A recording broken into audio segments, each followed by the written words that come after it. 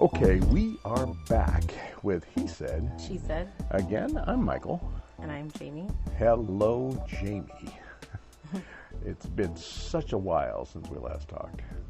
Okay, so last time we talked, if I'm not mistaken, I said I wanted to talk a little bit about the difference between alone and lonely, you know. And somebody explained that to me one time where they said, I am without a partner, so I'm alone, but I'm not lonely. And I said, well, do you ever miss having a partner? And they said, well, yeah, there are times when I am lonely. I am alone and I am lonely. But normally I'm alone, but I'm not lonely. I do things, I go places, I'm comfortable in my own skin and things like that. So for those people, those of all of us who have had a relationship, been in a relationship, and then that relationship ended, and we were alone, do you think, and I wonder if they think the same thing, so you people who are listening, ask yourself the same question. Do you think that it's okay to be comfortable with yourself and be alone, or do you really need to bond with another person? Do you need to have a mate? You know, right away. Last mate's gone, next mate comes in. No, I mean, I think it's good to have some downtime as far as like bonding with somebody else. Mm-hmm. But I don't think you have to be like lonely. You know, there could be placeholders in between. It doesn't have to be, you know, a commitment or really serious. And I think it's good to kind of explore and not, you know, interact with the opposite sex and not be a super commitment. But I know for me, and I was thinking about that, like I live alone, and on a day-to-day basis, that was really a big adjustment for me, is going home by myself. And so I tended to socialize more because I wasn't looking forward to being home alone. Right. And I was lonely, and I still am some days, but you know, when you do have, like, when I am out on a date or with somebody spending time, like, I like that because even for that short period of time, I don't feel that way anymore. And even though it's not, you know, a relationship, I feel like it helps you kind of get through to the next day. I couldn't imagine just closing myself off and saying, oh, just have zero interactions. Like, I don't know, like I said before, some people have suggested that to me, but I just feel like that's worse because I don't want to be stuck thinking about, oh, I'm by myself, I have nobody. And yeah, exactly. So that's kind of depressing, especially if you get used to something. I know that my mother, her husband passed away, and you know, she's older, and it's harder for her as an older woman, and this is something I want to get into, and we get into it on Birds and Bees on GBAT TV, that when a person is older, it's tougher for them to not be alone because they don't find as many people to socialize with. Yeah. They don't hang out with as many people. I have several female friends who are in their 60s, 70s, and they find themselves alone, and a couple of them or find themselves lonely. They're always alone because they're single, but they find themselves lonely because they have a hard time finding someone anywhere near their intellectual level, their maturity level, their developmental level that they can hang around with, because I guess that people don't hang around when you get older. Yeah. You guys in your 30s, your girlfriends call you up and they say, hey, let's go clubbing, or let's go this, let's go that. Well, older people don't do that, usually. You know, so it's harder for them to find a momentary replacement for that aloneness that gets them into feeling lonely. So do you think that it is a sad position to be in when you find yourself being lonely? Does that mean that you're needy, or, you know, is that a thing that guys don't say? Guys don't say I'm lonely, but women say I'm lonely. I mean, you know what I mean? I don't know. I feel like maybe a guy, I think they could feel lonely, but maybe it's like a sign of weakness to express that. Yeah, but that's what I'm getting to. You think it is? I mean, you think it and I think like sometimes I joke, and I was talking to this guy, say, oh yeah, you know how needy I am, but I don't think it's really needy. It's just I think everybody kind of needs somebody, especially.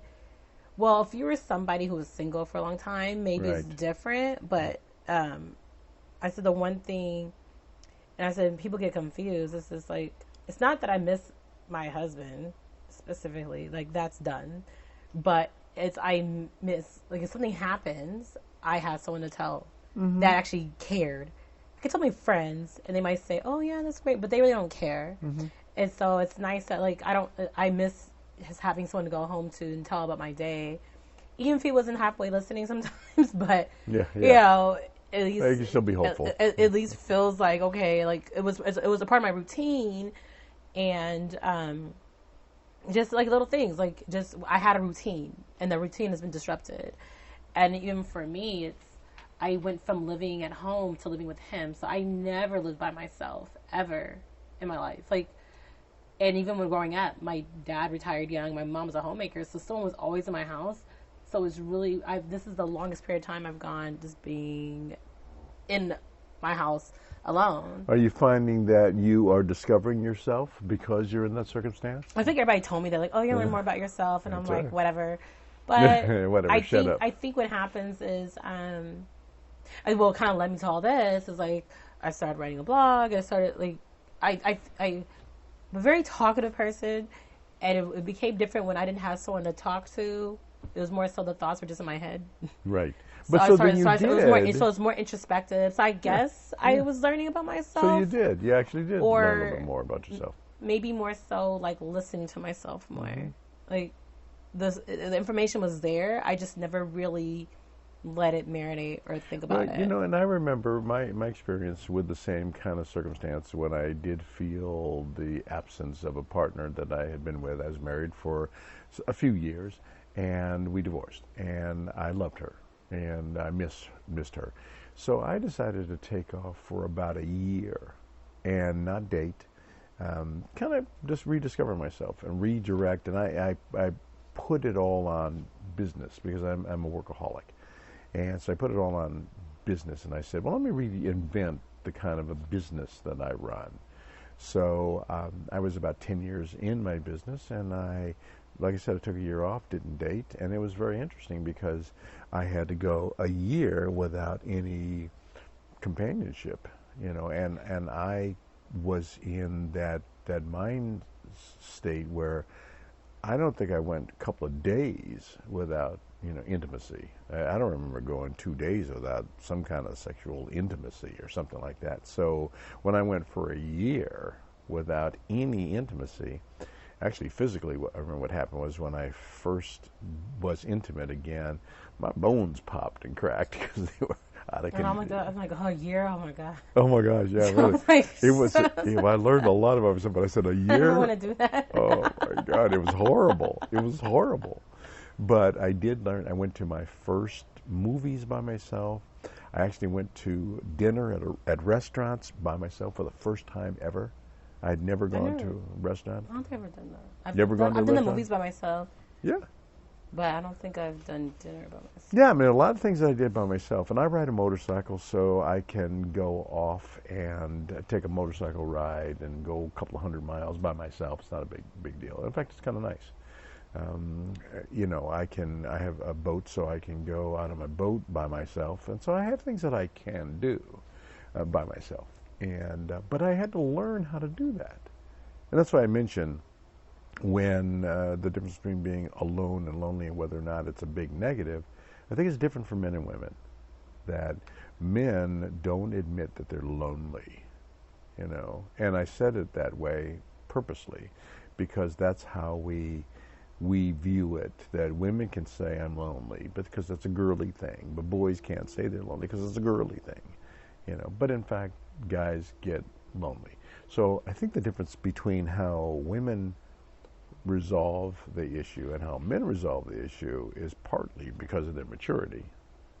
Women will say, well, I recognize I'm feeling that way.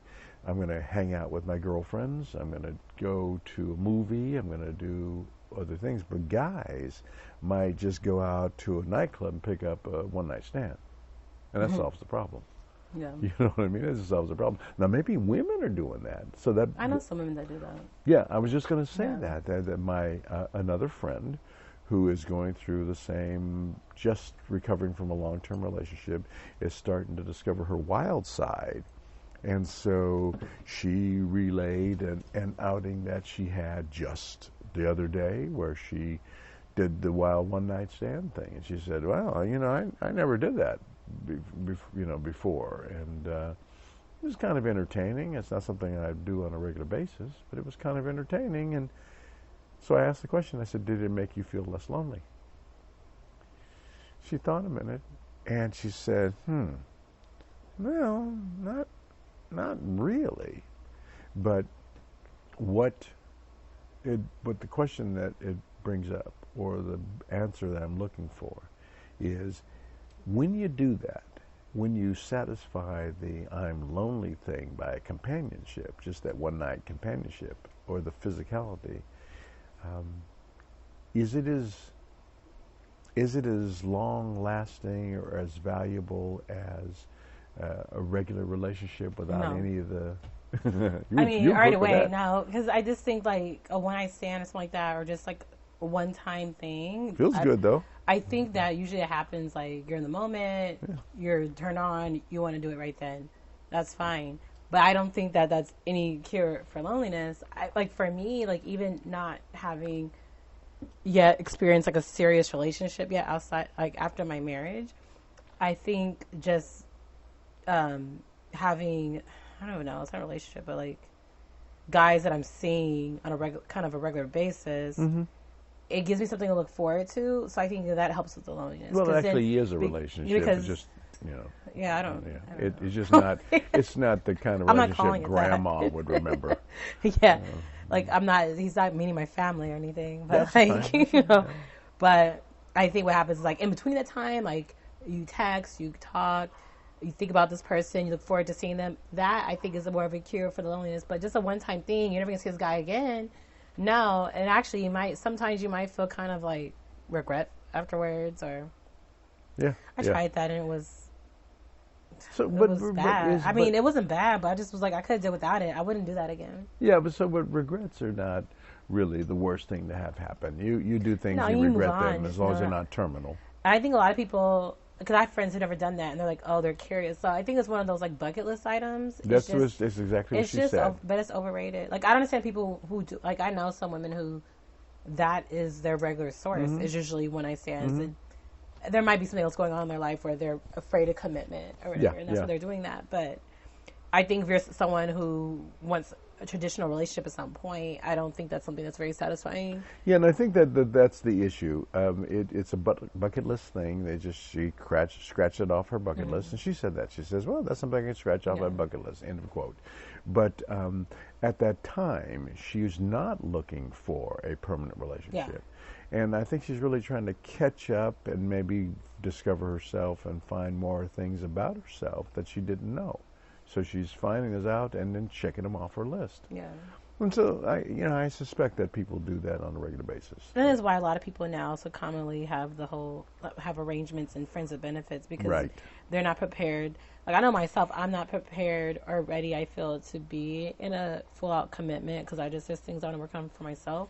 But I also don't necessarily, like I want to have companionship. I want to have someone to like, oh, I want to go do this with you, but I don't want a commitment. So I think there is a medium. Like you don't have to be my boyfriend or whatever for us to enjoy each other's company. And I think like that's a good solution for the loneliness. But I mean, obviously, it's not a replacement for It's not a permanent replacement. Your marriage is that's a much deeper bond. I still have a relationship with my ex-husband. Like we're really good friends. We talk the day on the phone for 2 hours. Do you have an intimate relationship with him? No. And the funny thing is that with my ex-wife, she was my best friend. I loved her dearly and things like that. We do not have an intimate relationship.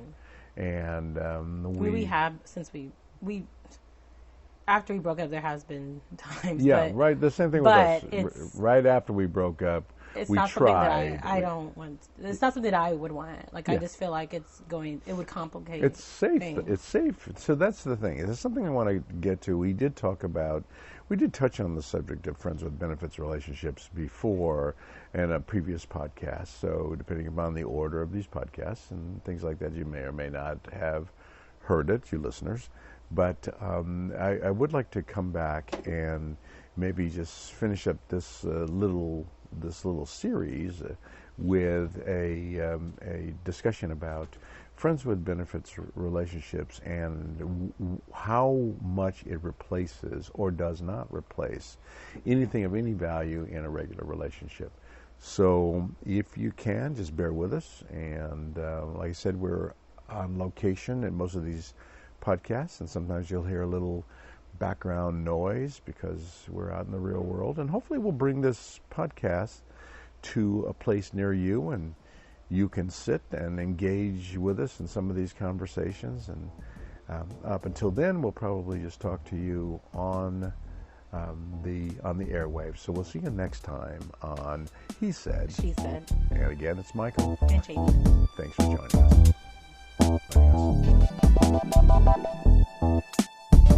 Bye, guys.